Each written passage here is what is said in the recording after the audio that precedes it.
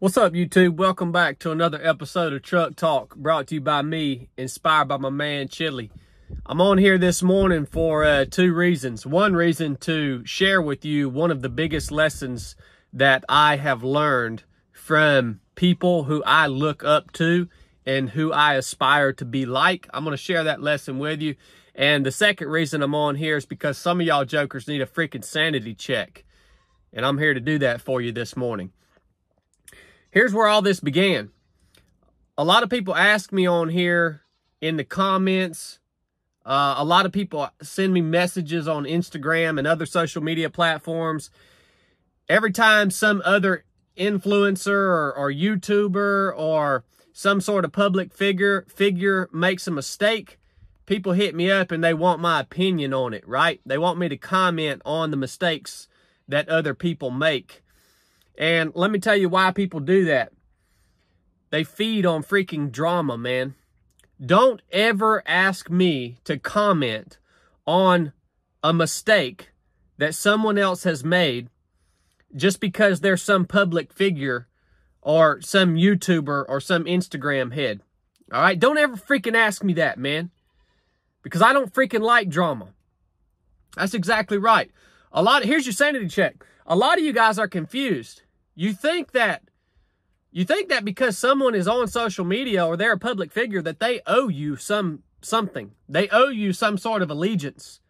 That they're supposed to be who you want them to be. You're freaking confused, man. Nobody on the internet owes you anything. That's exactly right. You have the choice to follow them or not follow them. Or listen to them or not listen to them. But they don't owe you jack squat. I'm not a politician, nor is anybody else on the internet that is a private citizen with a brand, a business, or a company. You want to criticize someone? Criticize your public representatives that you elected that are meant to represent you. Nobody on the freaking internet, no private citizen is meant to represent you. Nobody freaking owes you anything, man.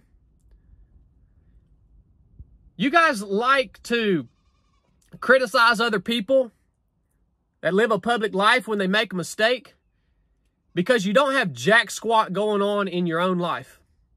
You guys like to criticize other people when they make mistakes because it makes you feel good about all the bull crap that you have in your closet. Makes you feel a little bit better about your screwed up crap. You like to criticize people because you feed on drama, because your life is so freaking boring and you're so afraid to enter the arena that all you can do is sit on the sidelines and say how the doer of deeds could have done them better. Let me tell you right now, everybody on the freaking internet is the same as you. They're just as screwed up as you. Every single one of us have crap in our closets, man. Crap that we don't like to talk about. We've made mistakes in the past. We're going to make mistakes in the future. All right?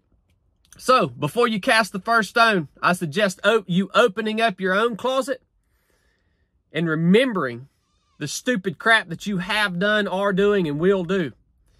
Maybe that'll make you back up a step or two and quit being a hypocrite turd. Now, let's move on to the biggest lesson I've ever learned. One of the biggest lessons I've ever learned from the people who are winning the biggest, the people who I look up to. The unique thing, as I have analyzed the actions of the people who are winning on a big level, is that you'll never hear them say anything bad about anyone else. Unless it's a politician or someone who's been elected to represent them. That's different. But you'll never hear them say anything bad about anyone else. It's interesting. It's very interesting.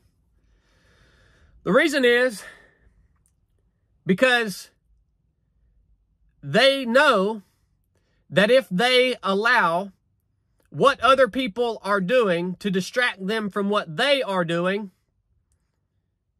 they will not achieve what it is they are trying to achieve.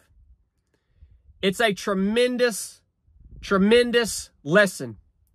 You will never win if you are focused on what other people are doing and mistakes that they are making. It doesn't freaking matter. If someone around you does something stupid, says something stupid,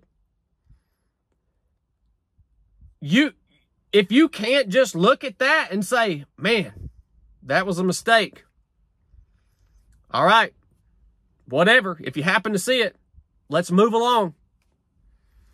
Or maybe even reach out to them and encourage them in the midst of whatever mistake they made. If you can't do that, you're never going to win, man. You know how I know this? Because I have criticized people for their mistakes. I have talked bad about other people, businesses, and brands. And guess what? Every time I've done that, it's set me back in my own personal growth. It's set me back in my own journey. And every time I've done that, a few weeks go by, and I think, man, that was really stupid of me to do that, to say that thing about someone else who might have said something I don't agree with. And they're a freaking private citizen. They can say whatever the crap they want. Stop thinking that you know people on the internet, man. You don't freaking know these people, man. Take the plank out of your own eye before you waste time criticizing someone else. The only reason you should ever acknowledge someone else's mistake is if you're going to be there to help build them back up. I'm just telling you how to win. Do it or not. That's on you. If this lesson resonated with you, go get you a hat, get you a t-shirt, man. I appreciate all the support that you guys give us here at 307 Project. It means a lot to me, and it keeps my man Chili in the dungeon. And if you know someone else that's a freaking poopy pants, hypocrite, loser, and you care about them, how about you share this with them? And maybe it'll make them think. And maybe they'll change their focus and shift their decisions. And maybe they'll have a chance at winning in life too. Love you guys. Enough said.